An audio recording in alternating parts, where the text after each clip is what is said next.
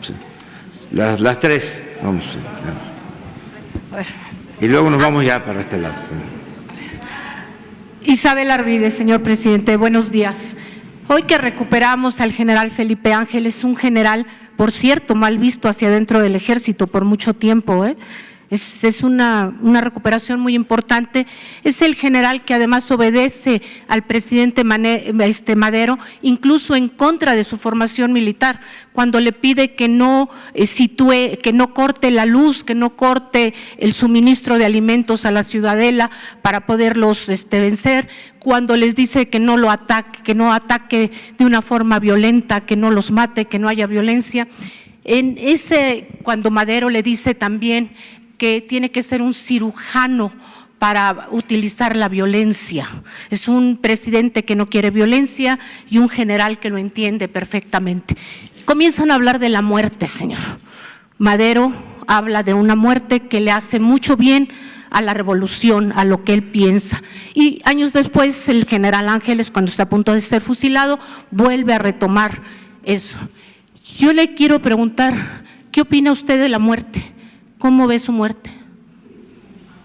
Bueno, mejor te voy a responder sobre mi admiración al general Ángeles por su lealtad al presidente Madero y por su humanismo. Cuando lo envían a combatir a los zapatistas, a Morelos, él no hace lo que de manera brutal hacían otros generales que arrasaban los pueblos de Morelos en busca de zapatistas.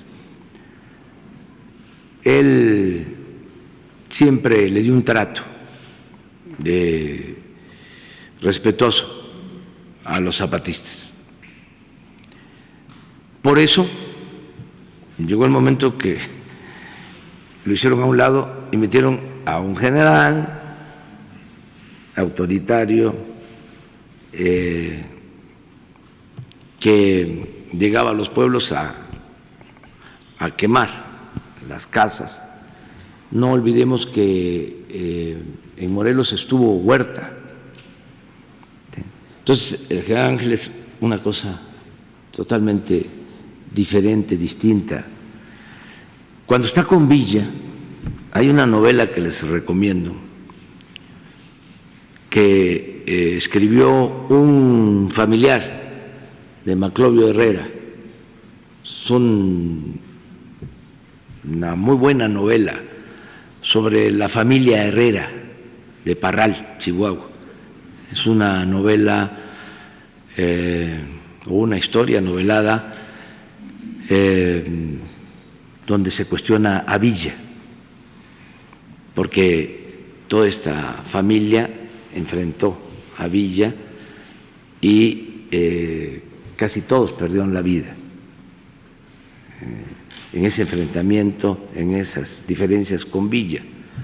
Creo que se llama la novela La sangre al río, a ver si es así.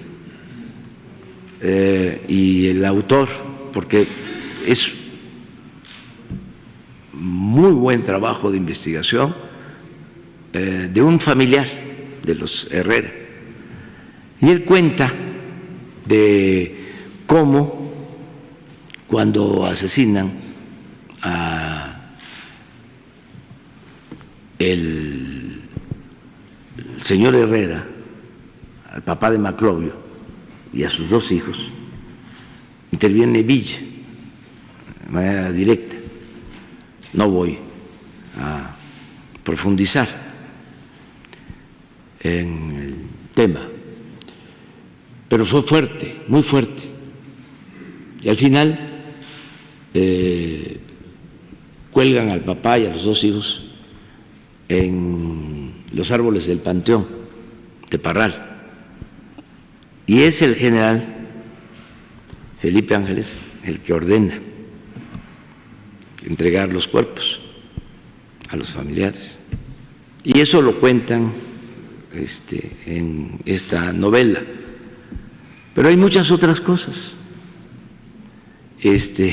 Hay algo que algún día les voy a mostrar, porque como me gusta la historia y ahora estoy aquí, en este lugar donde se hizo la historia, es el lugar de tragedias, pero también de las grandezas, los actos grandiosos que se han llevado a cabo en el país. Entonces ahora tengo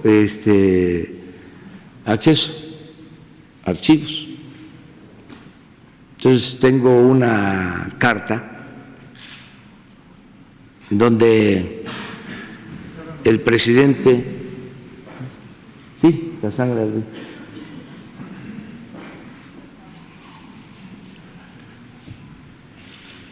es aclarando una novela de una familia afectada por Francisco Villa, y por lo mismo es una visión que hay que ver con objetividad,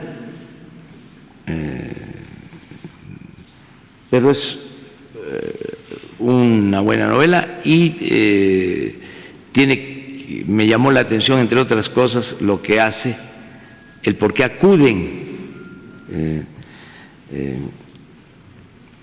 al general para pedirle que les entreguen los cuerpos de los Herrera, al general Felipe Ángeles. Bueno, les decía yo que hay un escrito del presidente Carranza en donde se ordena la detención de Francisco Villa y el inmediato fusilamiento. Un oficio de 1916 donde se le declara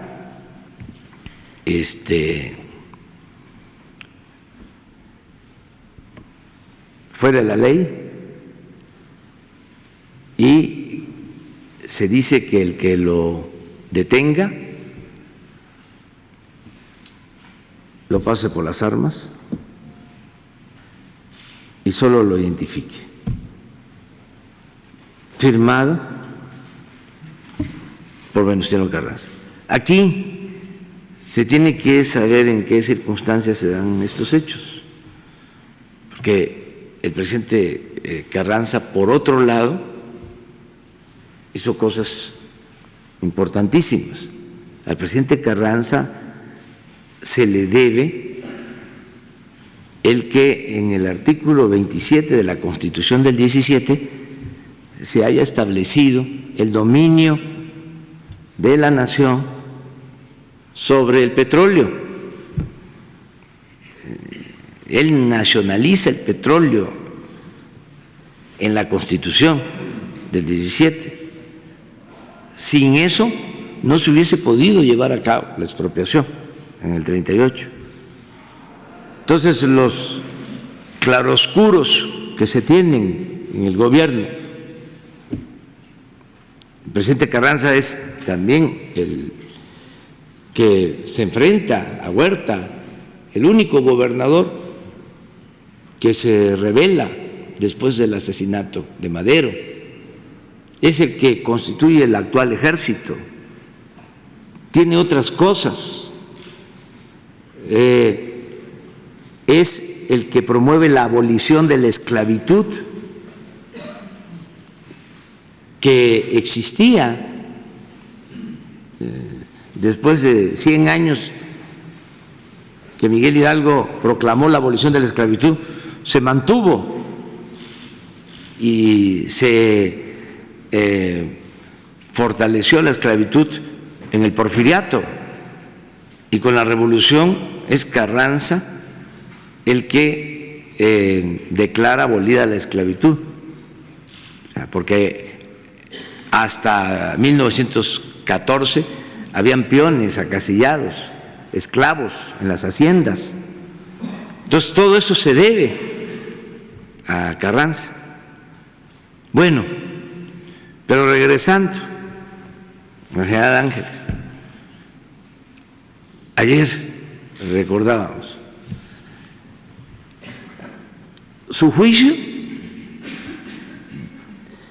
de fusilamiento tiene que ver con el gobierno de Carranza. Era el presidente. ¿Y cómo termina el general Ángeles? ¿Cuáles son sus últimas palabras? Entre otras cosas, deseándole al presidente Carranza que le fuera bien, para que le fuera bien a México. Ese era Ángeles, extraordinario, de primera. Señor. Sí, todo, pero por eso cuando decidimos hacer el aeropuerto en Santa Lucía, hubieron otras propuestas. Yo respeto mucho la opinión de los mandos militares, pero pues hubo una terna de 4, porque hay ternas de 4, y por eso se va a llamar el aeropuerto Felipe Ángeles, el nuevo aeropuerto. Entonces, señor, lo otro